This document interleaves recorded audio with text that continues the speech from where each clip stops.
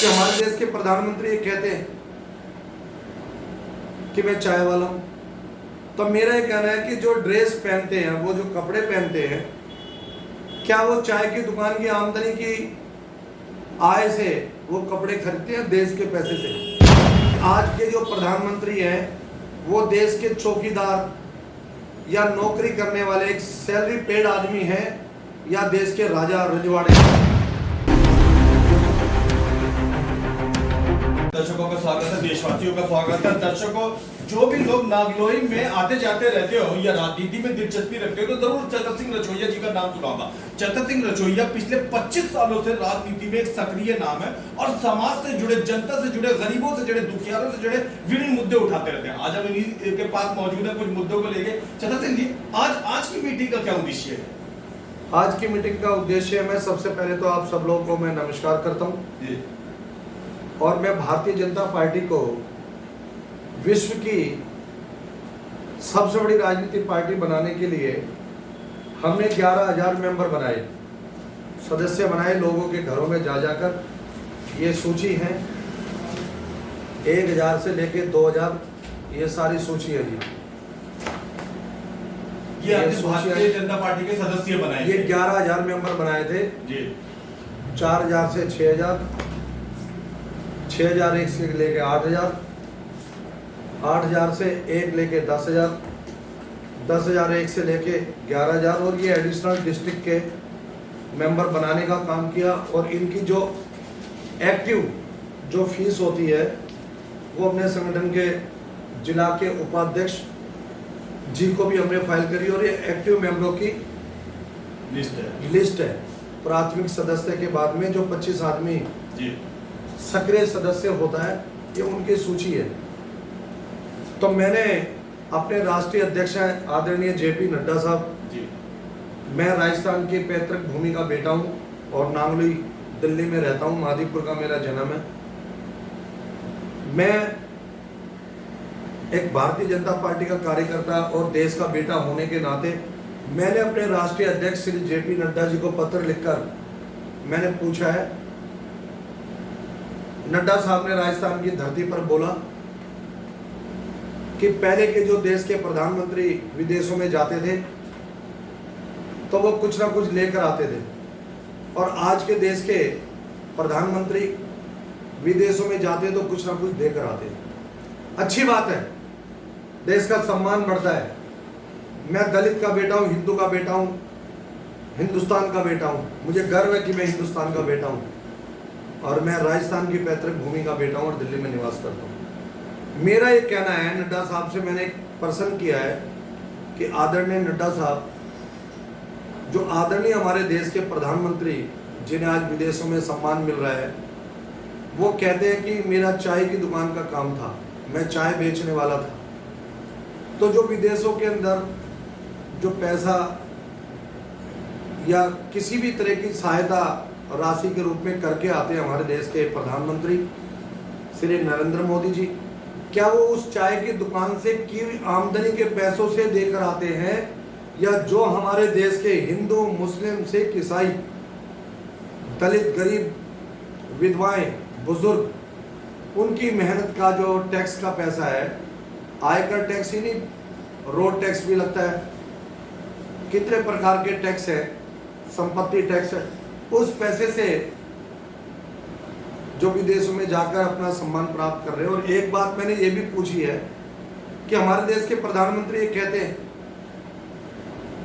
कि मैं चाय वाला हूं, तो मेरा ये कहना है कि जो ड्रेस पहनते हैं, वो जो कपड़े पहनते हैं, क्या वो चाय की दुकान की आमदनी की आय से वो कपड़े खरीदते हैं देश के पैसे से? वो कपड़े खरीदने का काम करते हैं। जब वो चुनाव आया 2019 मई में, तो नरेंद्र मोदी जी, जेपी नड्डा जी, सब लोग कहते थे मैं भी चौकीदार हूं, मैं भी चौकीदार रहूंगा। आदरणीय देश के प्रधानमंत्री जी ने भी मैं भी चौकीदार हूं सब अपना पेज पे लगा दिया। मैं भी चतर सिंह रचोइया बड़े गर्व से कहता था कि मैं भी चौकीदार हूं, और आप लोगों ने कई बड़े बड़े चैनलों पे मुझे दिखाया। दिल्ली प्रदेश कार्यालय पे गया, मैं राष्ट्रीय कार्यालय पर गया, और मेरे साथ चौकीदार का एक जुनून था। हमने देश में सरकार बनाई और मेरा ये कहना है, नड्डा साहब से पूछना है कि आज के जो प्रधानमंत्री हैं वो देश के चौकीदार या नौकरी करने वाले एक सैलरी पेड आदमी हैं या देश के राजा रजवाड़े हैं।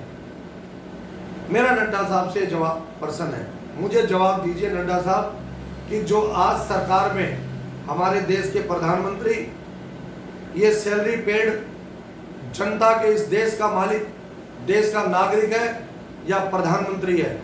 प्रधानमंत्री मालिक है या देश का बेटा मालिक है?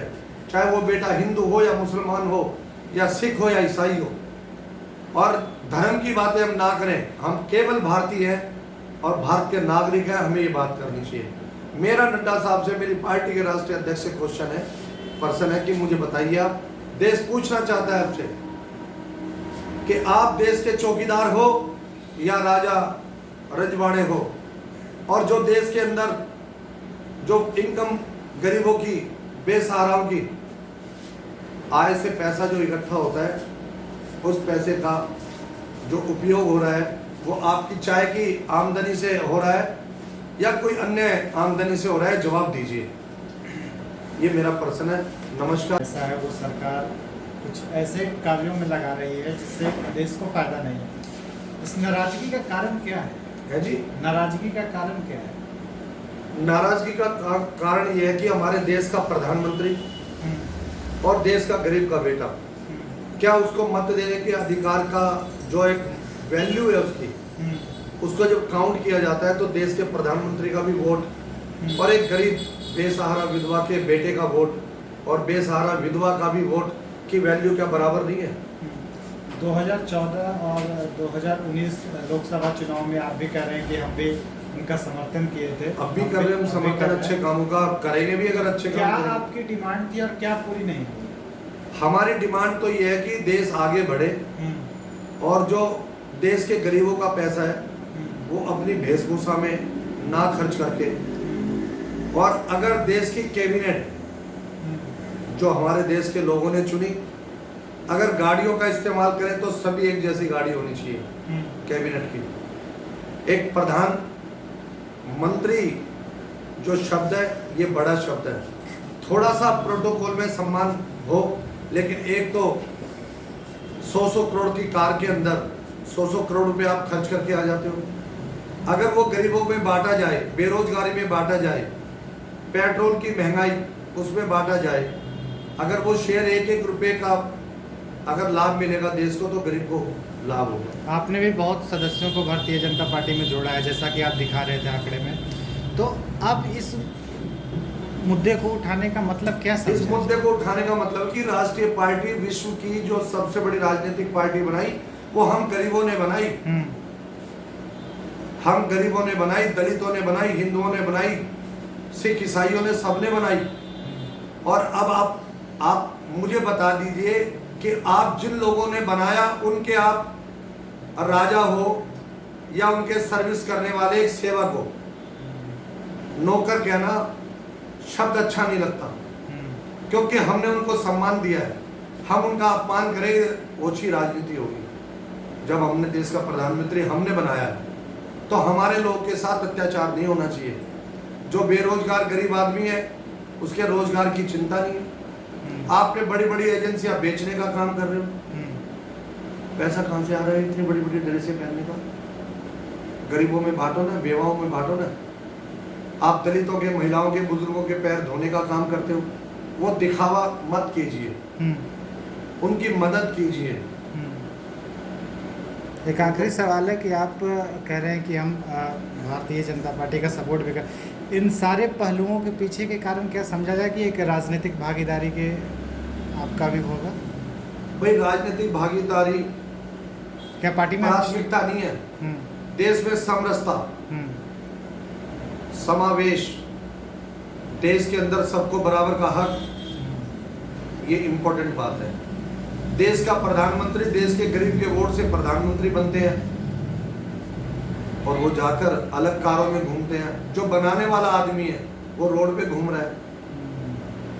आपका जो खाने की व्यवस्था है, मैं पूछना चाहता हूं नड्डा साहब से कि जो प्रधानमंत्री जी जो भोजन कर रहे हैं, क्या एक जो राष्ट्रीय पार्टी बनाने वाले पंडित दीनदयाल जी, जो उन लोगों का सपना था, वो ये सपना था कि जो सबसे अंतिम पंक्ति में बैठा हुआ है उसको सम्मान देना है। मैं भी उसी पंक्ति का एक पार्ट हूं।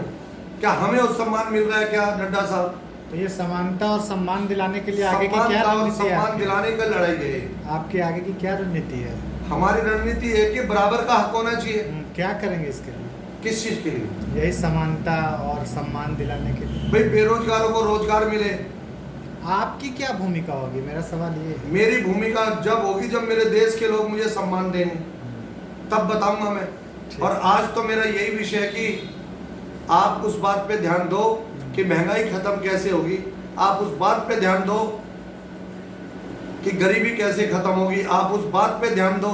आप एक तरफ तो बात करते हो कि कांग्रेस ने 60 सालों में 60 वर्षों में कोई काम नहीं किया, तो भाई अब आप 7 साल में 8 साल में आपने क्या काम किया गरीबों के लिए? आप भी तो कांग्रेस का पार्ट लेके चल पड़े